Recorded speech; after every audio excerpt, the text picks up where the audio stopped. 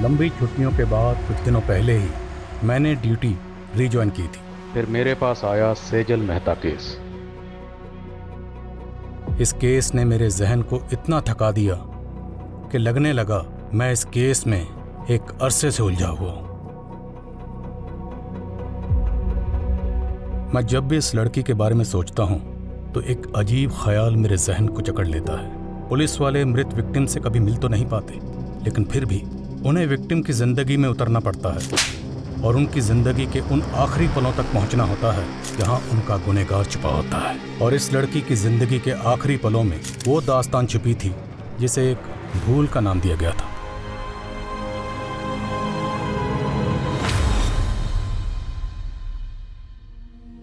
अक्सर ऐसा क्यों होता है, जो लोग दूसरों के हक के लिए लड़ते हैं, किस्मत उनके हक में गलत फैसला सुना देती है। मेरी जिंदगी के कई पन्ने थे, लेकिन हर पन्ने पे 3 शब्द जरूर लिखे होते थे: जोश, जज्बा और जज्बात। Case number 26, Aditya Jain versus Radhika Jain. Your honour, violence का कोई जेंडर नहीं होता है। एक औरत के भी हाथ होते हैं जो कि मर्द पे भी उठ सकते हैं, और एक बीवी भी अपने पति को असॉल्ट कर सकती है। योर ऑनर, मेरे क्लाइंट आदित्य डोमेस्टिक वायलेंस के विक्टिम हैं। जब रिश्ते हिंसा की बलि चढ़ते हैं तब जज्बाती चोट जिस्मानी चोट से ज्यादा दर्द भरी होती है। एंड योर ऑनर, दर्द का भी कोई जेंडर नहीं होता है। और झूठ का भी कोई जेंडर नहीं होता। झूठ को सच बनाने की भूमिका चाहे जितनी भी अच्छी तरीके से कर ली जाए, लेकिन प्रूफ क्या है? योर ऑनर, ये आदित्य की मेडिकल रिपोर्ट्स हैं जिसमें उसकी पुरानी इंजरीज के प्रूफ हैं। योर ऑनर, आदित्य के फ्रेंड्स, नेबर्स हर कोई स्टेटमेंट दे चुका है और सबका यही कहना है कि वायलेंट आदित्य नहीं, राधिका है। योर ऑनर, अगर मेरे क्लाइंट चाहें तो काउंटर केस भी कर सकते हैं, बट हम कोर्ट का टाइम वेस्ट नहीं करना चाहते, इसलिए आई अपील कि इस केस को डिसमिस करके डिवोर्स ग्रांट कर दिया जाए। मुझे बहुत अफसोस के साथ कहना पड़ रहा है कि एक महिला होने के बावजूद भी सेजल जी इस केस को जीतने के लिए बहुत कुछ मैनिपुलेट कर रही हैं। आप अपनी दलीलें नहीं प्रूव कर पा रहे हैं तो कुछ भी कह रहे हैं, but I believe in justice your honour. Domestic violence act का कई बार गलत तरह से इस्तेमाल हुआ है, सो आई होप इस केस में एक ऐसा वर्डिक्ट आए जो कि सभी डोमेस्टिक वायलेंस एक्ट को वायलेट करने वालों के लिए एक बड़ा सबक हो। सेजल, मुझे अब विश्वास हो गया है कि तुम्हारी मदद से मैं ये केस जीत सकता हूँ। मैं तुम्हें बता भी नहीं सकता हूँ कि उस औरत के साथ मैं कितनी घुटन महसूस करता था। सेजल, कब से कॉल लगा रहा हूँ, फोन भी बंद है तुम्हारा। सॉरी प्रतीक, मैं कोर्ट रूम में थी। तो मुझे यहाँ क्यों बुलाया? पहले ड्राइवर समझ रखा है। वैसे सही है, तुम्हारा वेट करता रहो मैं हमेशा, है ना? सॉरी यार। Aditya, he is Prateek, my fiancé. Hi. Hi. अब आपका ऑर्डर हो तो चले यहाँ से। See you on the verdict day. Let's go, bye.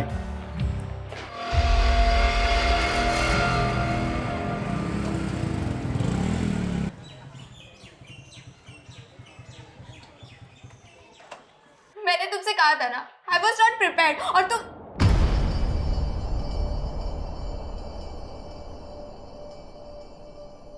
Anjali. क्या हुआ राघव? अंजलि रो क्यों रही थी?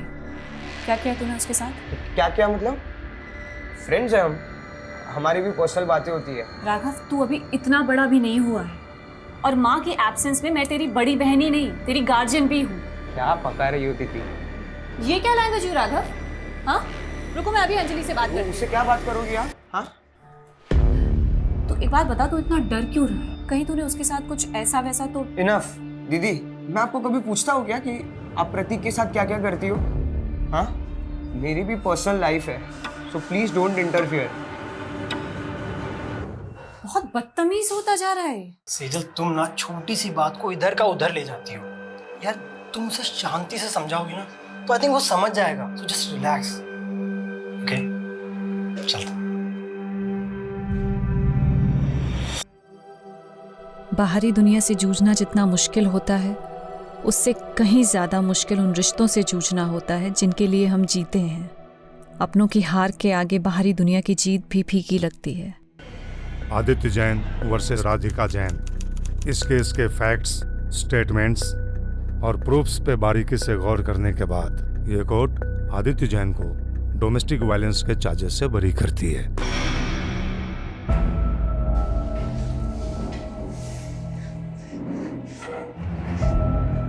थैंक यू सचल। You saved my life. तुम मेरे लिए फरिश्ता बन के आई हो। जिंदगी हर मोड़ पे मुझे कामयाब कर रही थी, पर पता नहीं था मैं एक नाकाम सफर भी तय कर रही थी।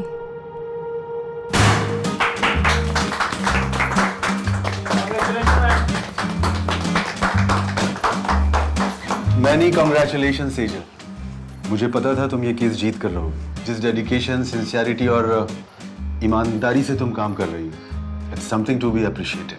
थैंक यू सर, लेकिन मुझे आपसे बहुत ज़रूरी बात। आज कोई काम की बात नहीं होगी। It's a celebration time. And listen guys, Sejal की जीत की खुशी में आज मैंने आप सब के लिए डिनर पार्टी अरेंज की है। एंजॉय। तो मुझे लग रहा है बॉस सेजल पे बहुत ज़्यादा मेहरबान हो रहे हैं। थोड़े हाई प्रोफाइल केसेस इसके लिए रिजर्व करके रखे। हम तो सिर्फ पेपर वर्क करने के लिए ना।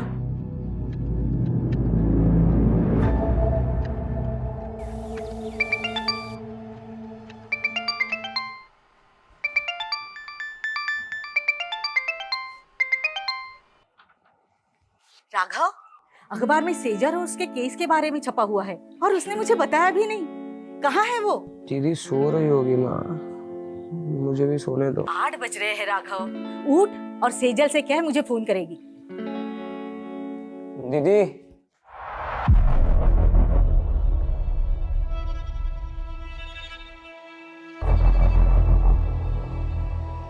दीदी अंदर हो।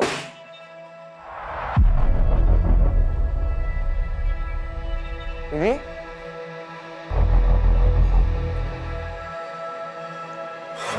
हेलो, कौन? आप कौन बोल रहे हैं? ये मेरी दीदी का नंबर है। आपकी दीदी? वो यहाँ हाईवे पे घायल पड़ी है। क्या? ये लो पकड़ो। आपने ही फोन किया था? जी। राघव,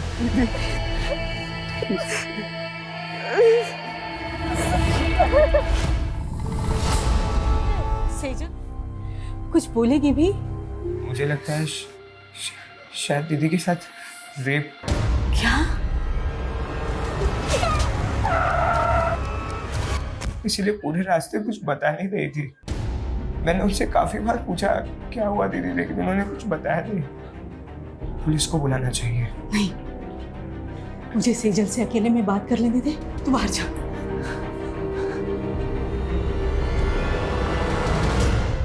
क्या तेरे साथ किसी ने जबरदस्ती की? राघव, सेजल ठीक तो है ना? मुझे लगता है कुछ तो हुआ है जो तुम मुझसे छुपा रहे हो। नहीं प्रतीक, ऐसा कुछ नहीं है। अगर सब कुछ ठीक है तो वो मेरा फोन क्यों नहीं उठा रही है? वो दीदी सो रही है, मैं कॉल करवाता हूँ।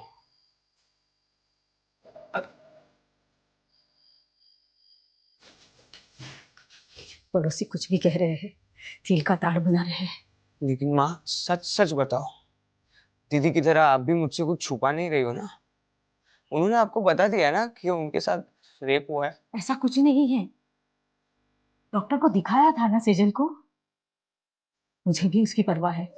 तू फिक्र मत कर, वो धीरे धीरे नॉर्मल हो जाएगी। नहीं, यहाँ बैठे बैठे कुछ नहीं होगा। मैं दीदी को लेके जा रहा हूँ। काम करेगी तो उनका मन बदलेगा। ठीक है, मैं भी तेरे और सेजल के साथ वहां आती हूँ।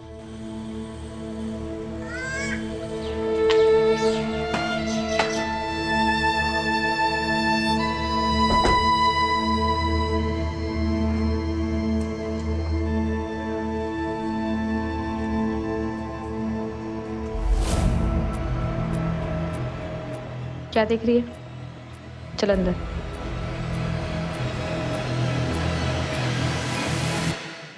बेटा, तूने जिंदगी में कभी हार नहीं मानी। मैं तुझे ऐसे बुझा बुझा नहीं देख सकती। हम यहाँ दोबारा इसलिए आए हैं ताकि तू पहले जैसी बन सके। मैंने कभी भी किसी भी वजह से आपको दुख पहुंचाया हो तो उसके लिए आई एम सॉरी। पर प्लीज आप पहले जैसे हो जाओ ना। आप है ना, अभी मुझे जितना भी डांटोगे ना, मैं सब सुन के लूंगा। जो बोलोगे वो मैं करूंगा दीदी। आपकी सारी डांट सुन के लूंगा। आप जहाँ बोलोगे हम वहां जाएंगे दीदी। तो प्लीज पहले जैसे बन जाओ। You are my strength.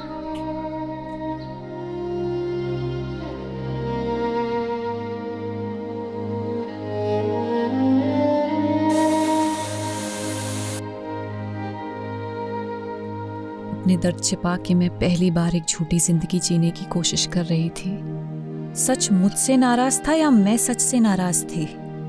मेरी दलीलें मुझे ही उलझा रही थी, पर अपना फैसला भी अब मुझे ही करना था। राघव, तू पक्का सेजल को लेके मुझसे कुछ छुपा नहीं रहा है ना?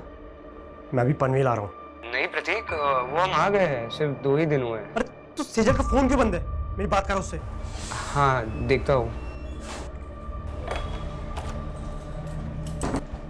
दीदी,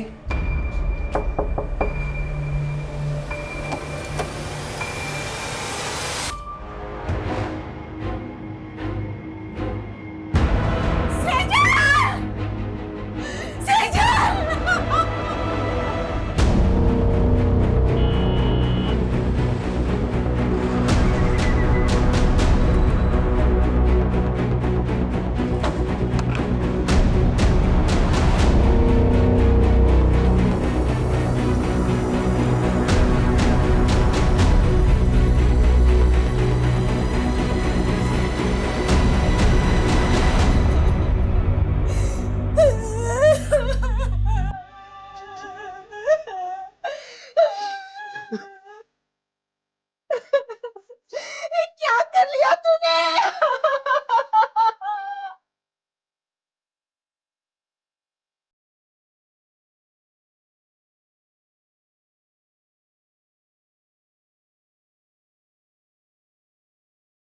सर, ये देख। मेरी शिकायत खुद से, अपने आप से। मैं ऊपर वाले को थैंक्स बोलती हूँ जिसने मुझे ये जिंदगी दी, दुनिया के सबसे अच्छे माँ बाप दिए, प्यारा सा भाई दिया। लेकिन मुझे नहीं मालूम था मेरी एक भूल मुझे उनसे इतना दूर कर देगी। मुझसे बहुत बड़ी भूल हो गई जिसकी सज़ा मैं अपने आप को दे रही हूँ। मुझे हमेशा अफसोस रहेगा कि मैं आपका साथ छोड़कर जा रही हूँ। आपकी सेजल। शहर की एक युवा लॉयर सेजल मेहता की लाश घर में फंदे से लटकी पाई गई। क्या सेजल ने खुदकुशी की या ये एक हत्या है? ये सवाल फिलहाल पूरा शहर पूछ रहा है। प्रारंभिक जांच में अभी तक पुलिस कोई ठोस नतीजे पर पहुंच नहीं पाई है। ये सुसाइड नोट में सेजल ने किसी भूल का जिक्र किया हो। क्या भूल हुई थी? और उसके चेहरे पर चोट के निशान थे। वो चोटें कैसी आई? आप लोग बोलते क्यों नहीं है? ये सब माँ की भी भूल है सर। कैसी भूल? सर 15 दिन पहले होली की दहन की रात दीदी एक पार्टी में गई थी। वहाँ उनके साथ कुछ हुआ था सर। पूरी रात घर भी नहीं आई और सुबह सर मुझे लग रहा था उनके साथ रेप हुआ था। रेप? सेजल किसकी पार्टी में गई थी? कहाँ गई थी? अच्छा सुन, मैं तुझसे कल बात करती हूँ। क्यों? आज घर नहीं आने वाली हो? आऊंगी, पर शायद थोड़ा लेट हो जाए। एक पार्टी में जा रही हूँ। उन्होंने सिर्फ इतना बताया था कि वो किसी होटल कस्तूरी में गई थी और पूरी रात घर नहीं आई थी। तो क्या ये भूल थी? या फिर आपको ये मालूम होता है कि आपकी बेटी के साथ रेप हुआ है, आपने फिर भी पुलिस में कंप्लेंट नहीं की? उस भूल का जिक्र उसने इस खत में किया। मेरी बेटी का रेप नहीं हुआ था सर। मैंने डॉक्टर से उसका चेकअप भी करवाया था। देखिए, सेजल को बहुत ही बुरी तरह से मारा पीटा गया है। कहीं ऐसी वैसी तो बात नहीं? मेरा मतलब है रेप। ये मैं कंफर्म नहीं बता सकती। अगर आप पहले सेजल को यहाँ पे लेके आए होते तो शायद मैं कुछ कंफर्म बता सकती थी। सेजल के साथ मारपीट किसने की थी? दीदी ने कुछ भी नहीं बोला था सर।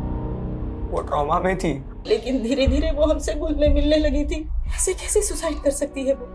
आप कहना क्या चाहती हैं? क्या कोई बाहर से आया और उसने ज़बरदस्ती आपकी बेटी को अंदर पंखे पर लटका दी?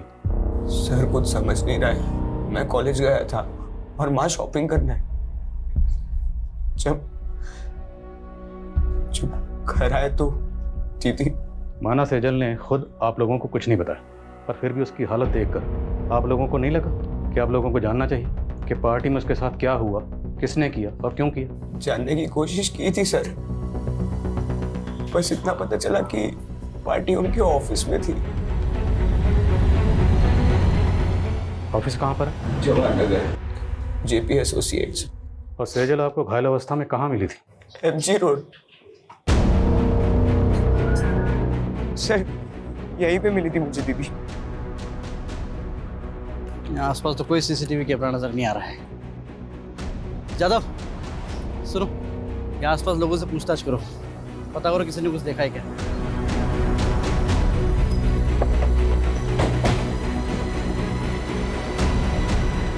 सेजल बहुत स्ट्रांग लड़की थी, मैं मान ही नहीं सकता कि वो सुसाइड करेगी।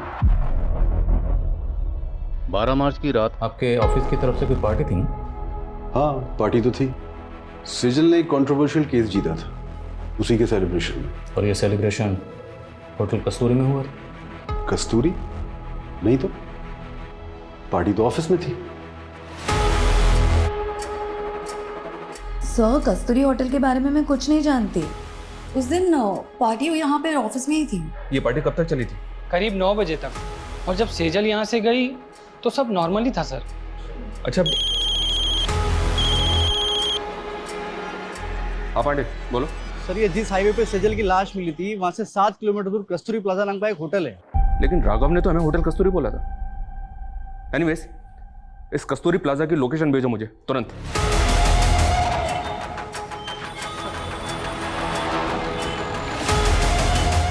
नहीं सर, 12 मार्च को यहाँ कोई पार्टी नहीं थी। इस लड़की को आपने यहाँ देखा था? सर, यहाँ तो बहुत से लोग आते हैं, मुझे याद नहीं है। पांडे, 12 मार्च को यहाँ पे जितने भी गेस्ट आए थे सबकी लिस्ट चेक करो और यहाँ का सीसीटीवी फुटेज भी चेक करो। चाहे सेजल यहाँ पे आई हो। Thank you.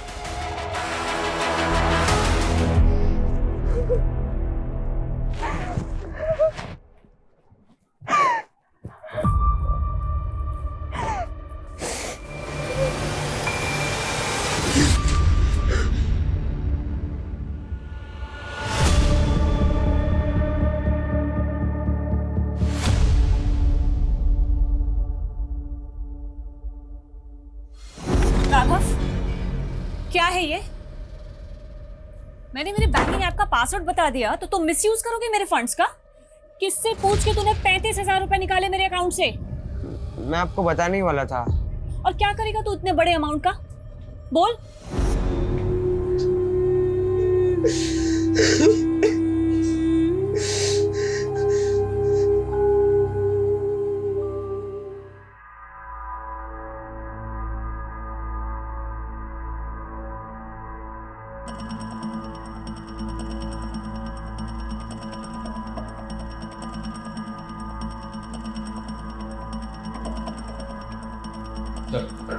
हमने चेक किया, कस्तूरी प्लाजा में 12 मार्च को कोई पार्टी नहीं थी और ऐसा कोई क्लू भी नहीं मिला है जिससे पता चले कि उस रात सेजल वहाँ थी।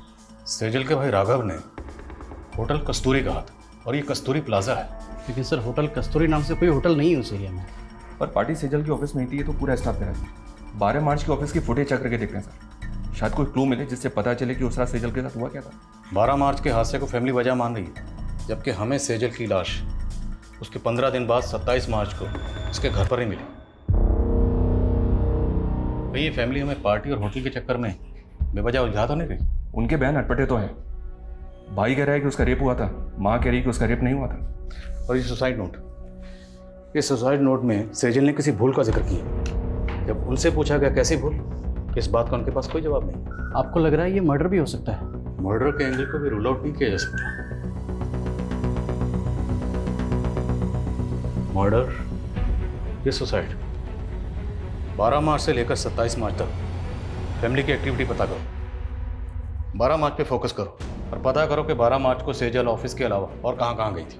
13 मार्च से 24 मार्च के बीच ये फैमिली पनवेल में थी सर। तो पनवेल में अपने खबरियों को एक्टिव करो और पनवेल से लौटने के बाद 24 मार्च से लेकर 27 मार्च के बीच में फैमिली में क्या क्या हुआ सब पता करो। और जिस डॉक्टर ने सेजल को एग्जामिन किया था उससे मिलना पड़ेगा, और जिस लड़के से सेजल की मंगनी हुई थी उसे ही पूछताछ के लिए बुलाओ।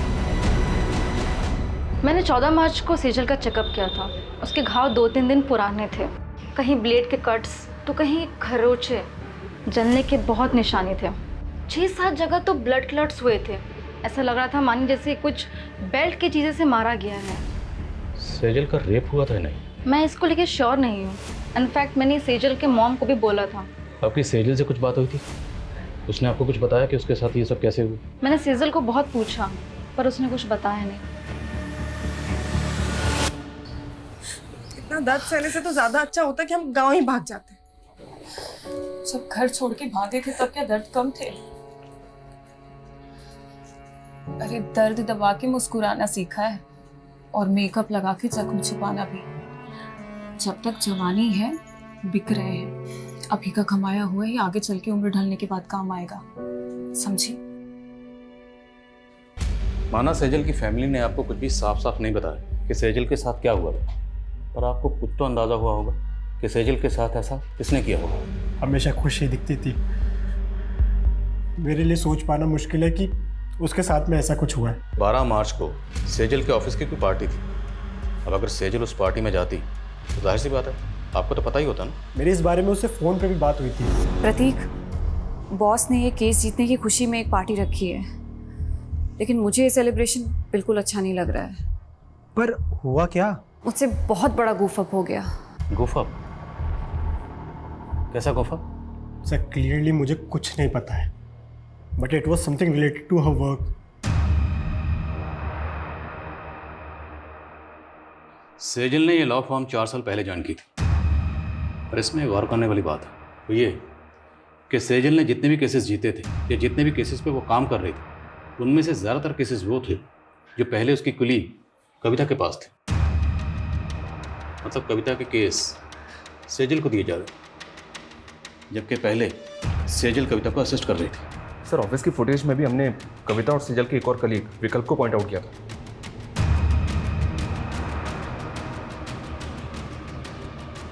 ये देखिए सर, सेजल ऑफिस से आखिरी बार कविता और विकल्प के साथ जाती हुई दिख रही।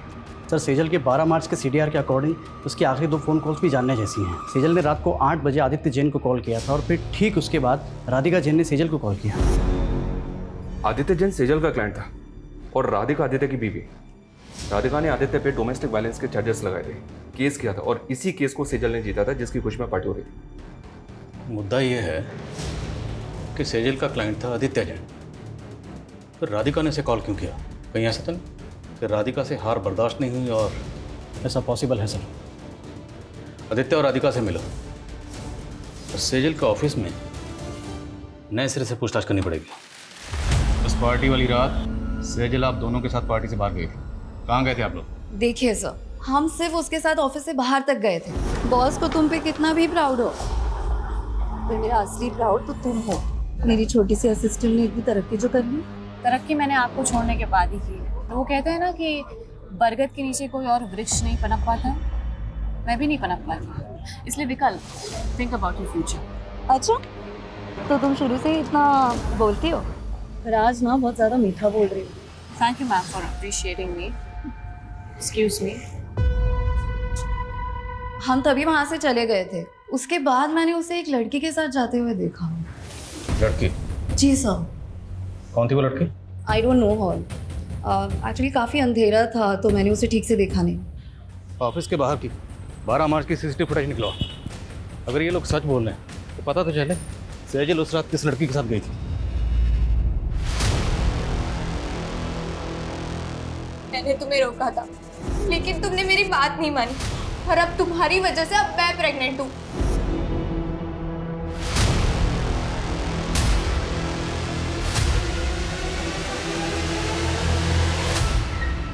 यार आज तो एक भी ग्राहक नहीं फंसा। मेरे को तो खड़े खड़े नींद लग रही है। चलना घर चलते हैं। मेरी तो बुकिंग आ गई। इसको पूछना, इसको 2 चाहिए क्या? मेरा भी बोनी हो जाएगा। अरे ये मेरे को देने में तो बार्गेनिंग करता रहता, तुझे कहाँ से देगा? जा तू जाके सो जा।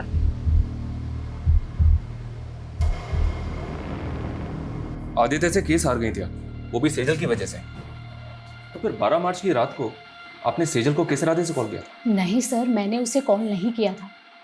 मैंने उसके 5-6 मिस्ड कॉल देखे, तब जाकर मैंने उसे कॉल बैक किया था। तो बात क्या हुई थी आपकी उसके साथ?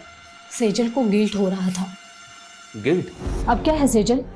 सॉरी राधिका, जिंदगी में पहली बार मैंने एक गलत इंसान का केस ले लिया। कहना क्या चाहती हो तुम? मुझे आदित्य की सच्चाई पता चल गई है। आई नो, आदित्य नहीं बल्कि तुम डोमेस्टिक वायलेंस का शिकार हुई हो। मैं खुद सेजल की बात सुनकर हैरान थी सर। ऊपर से वो बोल रही थी कि वो मेरे लिए आदित्य के खिलाफ लड़ेगी। हाँ बोलो। सर ये आदित्य के घर पे तो ताला है और मैंने पता किया ये 12 मार्च से ही गायब है और काफ़ी दिनों से इसका फ़ोन भी बंद आ रहा है।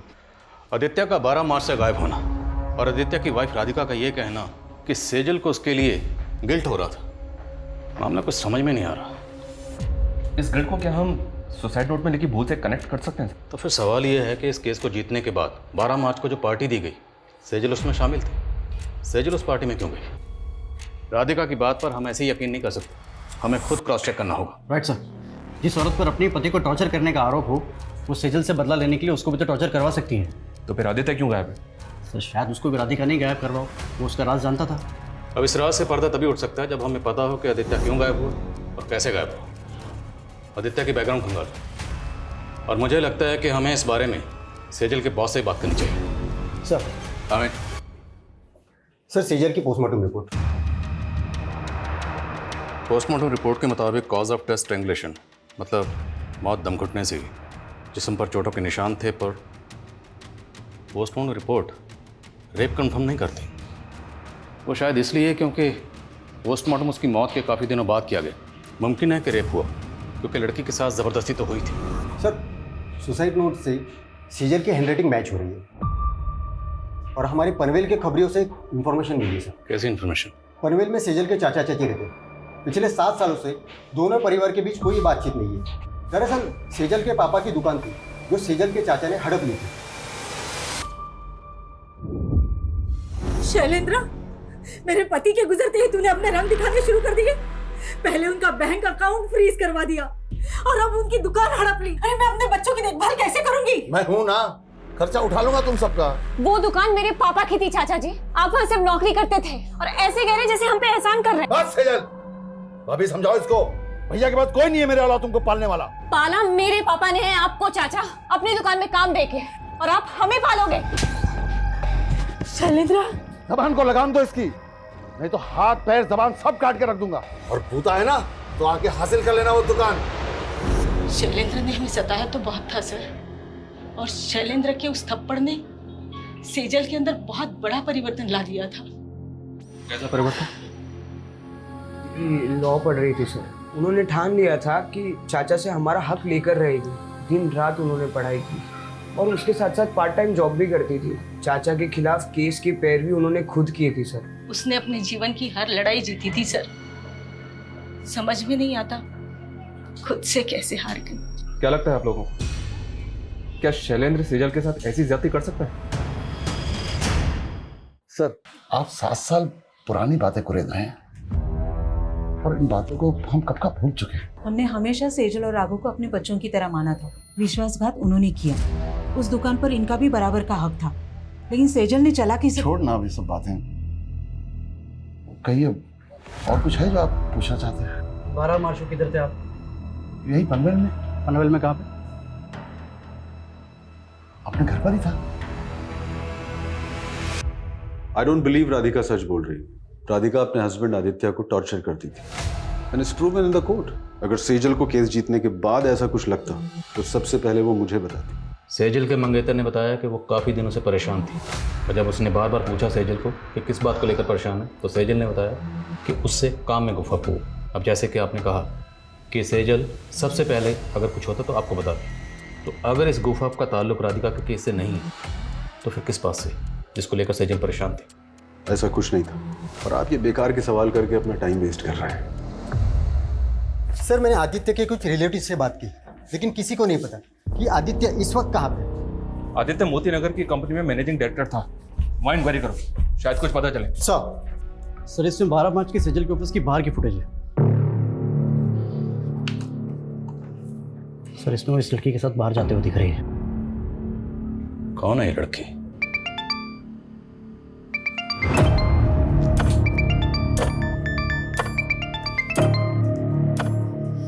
हाँ बरखा बोल। सिमी, एक गाड़ी वाले ने मुझे बहुत टॉर्चर किया। मुझे पैसे भी नहीं दिए और मेरे सारे पैसे ले लिए। मेरे पास तो वापस आने के लिए पैसे नहीं है। तू घबरा मत बरखा, कहाँ है तू बता मुझे, मैं आती हूँ तुझे लेने।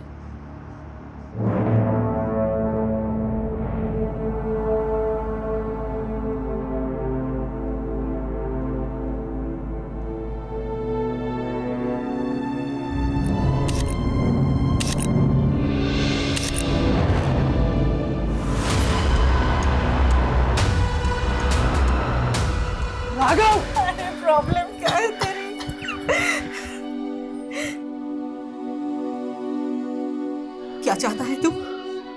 फिर से मैं वही दिन देखूं? हाँ?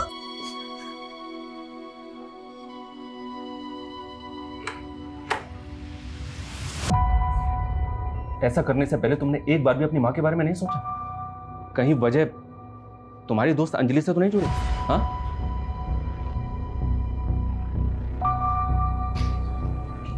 ये देखो, और मैं बताऊं कि 12 मार्च की रात को अंजलि सेजल से मिलने क्यों गई थी? 35,000 रुपए राघव कोई छोटी मोटी रकम नहीं होती है। और क्या करेगा तू इतने बड़े अमाउंट का? क्या हुआ? सच सच बता, बात क्या है? दीदी, अंजलि प्रेग्नेंट है। इतनी बड़ी बात तुमने हमसे छुपाई? सर, मैं गिल्ट में था। कहीं मेरी इसी भूल की वजह से तो दीदी ने। सॉरी।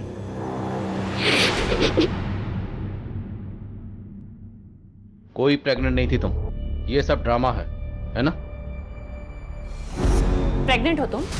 कोई प्रूफ है? तुम दोनों ने मेरे भाई को बेवकूफ बनाया सिर्फ पैसे हटने के लिए। अब देखना, ऐसे चार्ज में तुम लोगों को अंदर करवाऊंगी ना कि कभी भूलोगे नहीं। 12 मार्च को सेजल को लेकर कहाँ गई थी? मैं तो बस माफी मांगने गई थी उनसे। तुम यहाँ क्या कर रही हो? मुझे माफ कर दो दीदी, प्लीज मेरे खिलाफ कोई केस मत फाइल करना। तुमने गुनाह किया है तो सजा तो तुम्हें दिलवा के रहूंगी मैं। नहीं दीदी प्लीज। वो वहाँ से चली गई थी, कहाँ गई वो मुझे नहीं मालूम है। तो हम मालूम कर लेंगे। जरा इन दोनों को मालूम पर घुमाओ। जी सर।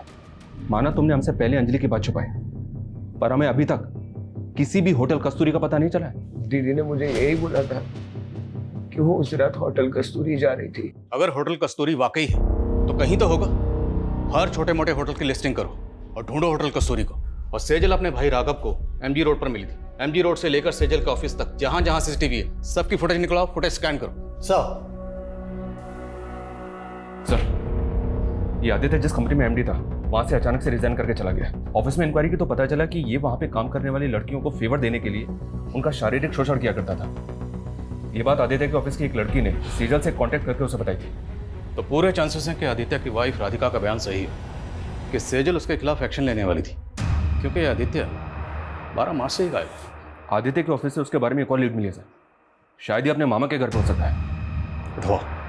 भागा नहीं था मैंने रिजाइन किया था। तुम 12 मार्च से गायब हो। 12 मार्च मतलब उसी दिन जिस दिन सेजल। मैंने कुछ नहीं किया है, मुझे अपने लॉयर से बात करनी है। अपने लॉयर को तो तूने मार दिया, अब किससे बात करेगा? बोल, क्यों मारा सेजल को? देखो, मुझे डराना मत। मुझे क्या लग रहा है तेरे साथ हम यहाँ पर टाइम पास कर रहे हैं? हाँ, रेप और मोलेस्टेशन के चार्जेस लगे हैं तुझे, और तेरे ऑफिस की कई लड़कियों की रिकॉर्डिंग स्टेटमेंट है हमारे पास। बोल अब। मेरे पास प्रूफ्स हैं तुम्हारी असलियत के। मुझे तो खुद पे गुस्सा आ रहा है कि तुम्हारे जैसे सेक्स ऑफेंडर की पैरवी की मैंने। पर थैंक्स सेजल, तुम्हारी वजह से मैंने केस जीत लिया। मैं राधिका के साथ मिलकर काउंटर केस करूंगी तुम्हारे खिलाफ। कल ही वारंट निकल जाएगा तुम्हारा। मैं डरकर भागा जरूर था, लेकिन मैं सच बोल रहा हूँ, मैंने सेजल के साथ कुछ भी नहीं किया है। राइट सर, मैं पता करने की कोशिश कर रहा था।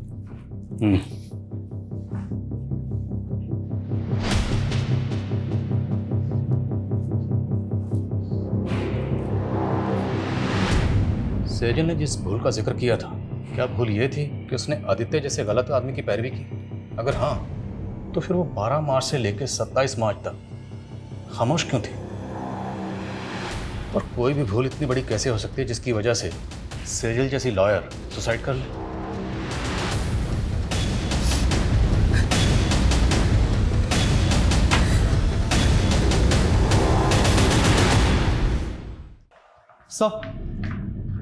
सर, सेजल ने 5 मार्च को कोर्ट में पिटीशन फाइल की थी, जिसमें उसने कोर्ट से अपील की थी कि 7 साल पहले उसके पिता की मौत हार्ट अटैक से नहीं बल्कि उनकी हत्या हुई थी। सर, पिटीशन तो अंडर कंसिडरेशन है, लेकिन सेजल को ये शक था कि उसके चाचा शैलेंद्र का हाथ इसमें था। लेकिन सेजल ने ये पिटीशन 7 साल बाद क्यों फाइल की? आखिर 7 साल बाद उसके हाथ में ऐसा क्या सुराग लगा हो? सेजल की माँ को भी इस बारे में कुछ नहीं पता, लेकिन सर वो हमें शैलेंद्र के बारे में भी कोई सबूत नहीं मिल रहा है। अगर सेजल की पिता की हत्या के पीछे वाकई उसके चाचा शैलेंद्र का हाथ था और उसके बावजूद वो 7 साल से बाहर है, तो मतलब प्लानिंग लंबी की होगी। और अब सेजल 7 साल बाद उस पर मर्डर चार्जेस लगाकर उसे अंदर करवाने वाली थी। मोटिव स्ट्रांग है। इस शैलेंद्र के बारे में पता करो, उसकी हर एक हरकत पर नजर रखो। Okay sir.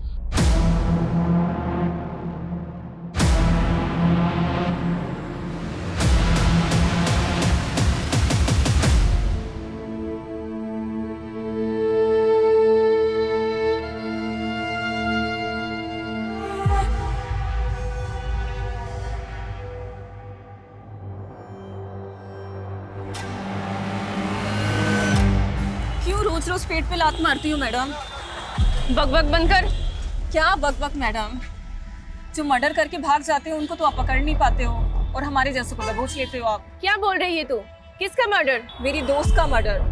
6 महीने पहले 12 मार्च को हाईवे रोड पे मेरी दोस्त को मार दिया गया था। उसकी सुनवाई हुई अभी तक? चल ठीक है गाड़ी में बैठ।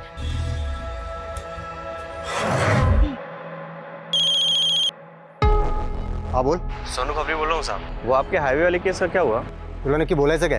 अरे साहब वो क्या है ना कि मैंने सुभाष नगर पुलिस को एक चेक लेकर टिप दिया है और वहाँ पे एक प्रोस्टिट्यूट बोल रही है कि उसकी फ्रेंड का 2 महीने पहले वहाँ पे मर्डर हुआ। मर्डर? हाँ साहब।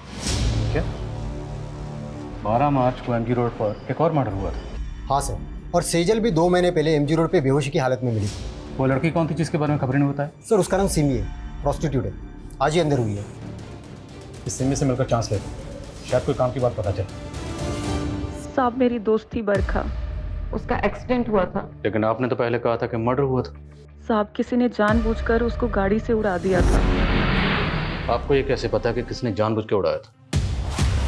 हाँ बरखा बोल। मेरे पास ना वापस आने के लिए पैसे नहीं है। तू घबरा मत बरखा, कहाँ है तू बता मुझे। मैं एमजी रोड पे गाड़ी वाले एक लड़की को फेंक दिया, ग्रे कलर की गाड़ी से एक लड़की। बरखा मुझे कुछ समझ में नहीं आया और उसके बाद उसका एक्सीडेंट हो गया। बरखा ने आपको उस गाड़ी का नंबर बताया था? नहीं साहब, लेकिन बरखा ने बताया था कि ग्रे कलर की कोई कार थी। आपकी बरखा से बात कब हुई थी? मेरा मतलब तारीख क्या थी? सर 12 मार्च को रात के 2-2:30 बजे के आसपास। 12 मार्च की रात को सेजल जहां पर जख्मी हालत में मिली थी उस जगह पर सीसीटीवी नहीं है, लेकिन वहां से 3 किलोमीटर दूर एक सिग्नल है, वहां पे सीसीटीवी है और रास्ते में कोई भी राइट या लेफ्ट टर्न नहीं है, सीधा रास्ता है। उस सीसीटीवी की फुटेज स्कैन करो, जितनी भी सफेद रंग की गाड़ियां दिखती हैं सबकी लिस्टिंग करो।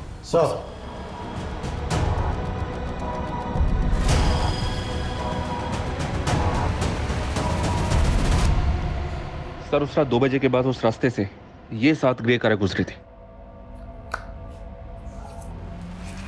और ये इन 7 कारों के 7 ओनर्स हैं। इन ओनर्स की डिटेल्स निकाली तो पता चला कि इनमें से ये मनीष, इसका एक होटल है, होटल संतूरी। राघव ने कहा था कस्तूरी। होटल कस्तूरी में गई थी। संतूरी कस्तूरी। सर ये भी तो हो सकता है कि सुनने में फर्क आया।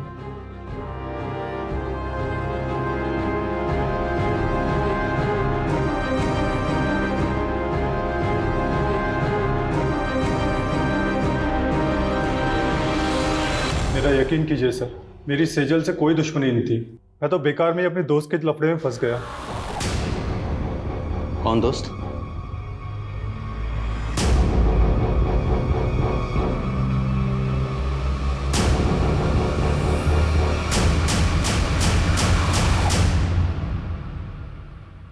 दो महीने से तेरी एक्टिंग देख रहा हूं और अब तो इस डंडे पे नाच कर। सेजल ने क्या बिगाड़ा था तुम्हारा? सर मेरा पहले बिल्कुल भी इरादा नहीं था उसे नुकसान पहुंचाने का, बल्कि वो तो ऑफिस की पार्टी मनाने के बाद में उससे मनीष के होटल में मिलने भी आई थी। प्लीज प्रतीक, वैसे भी आदित्य की वजह से मैं बहुत गिल्ट में हूँ। पार्टी करने का एकदम मूड नहीं है। सेजल, ऑफिस में ये सब चलता रहता है। Please please. कौन? Cheers guys.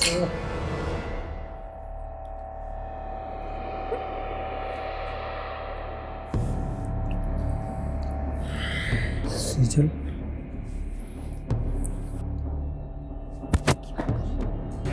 दोस्त है सामने। दोस्त पास में नहीं होते तब भी कौन सा तुम्हारे पास आने देती हो? तुम ना मेरे स्वाभिमान को बहुत हर्ट करते हो मुझे। चढ़ गई क्या तुम्हें? पागल हो गए हो क्या? क्या कर रहा है ये? छोड़ भाभी को। चुप। काय की भाभी? आज ना तेरा रेप करूंगा मैं, पता है? क्या बोल रही है? तेरा मन कर रहा है तो तू भी कर ले।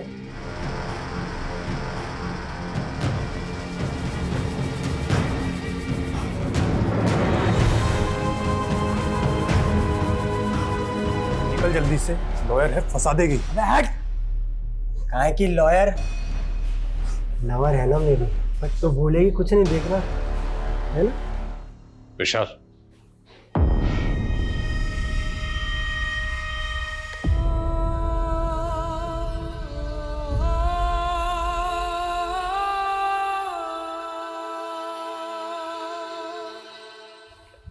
सर सेजल के साथ उसके अपने मंगेतर ने इतना सब किया, फिर भी वो 15 दिन तक चुप रही। जबकि सेजल कोई आम लड़की नहीं थी, एक लॉयर थी, एक ऐसी लॉयर जो लोगों के इंसाफ के लिए ईमानदारी से लड़ती थी। सेजल प्रतीक को बचपन से प्यार करती थी। उसने प्रतीक पर आंख बंद करके भरोसा किया, लेकिन प्रतीक ने उसके भरोसे को तोड़ा। जब इंसान को किसी अपने सबसे ज्यादा करीबी से धोखा मिलता है तो उस इंसान का पूरी इंसानियत से भरोसा उठ जाता है। सेजल के साथ भी यही हुआ। उसने अपने सुसाइड नोट में यही लिखा कि उसे लग रहा था कि प्रतीक पे भरोसा करके उसने अपनी जिंदगी की सबसे बड़ी भूल की। वो भूल जरूर थी, लेकिन सबसे बड़ी नहीं। सबसे बड़ी भूल थी उसका अपनी जिंदगी को खत्म करना, खुदकुशी करना। हम सब की जिंदगी में दुश्वारियां आती हैं, परेशानियां आती हैं, लेकिन उन परेशानी से लड़ते हुए, दुश्वारियों से जूझते हुए, जद्दोजहद करते हुए जिंदगी में आगे बढ़ना होता है। इसी का नाम जिंदगी है। मौत किसी मसले का हल नहीं है।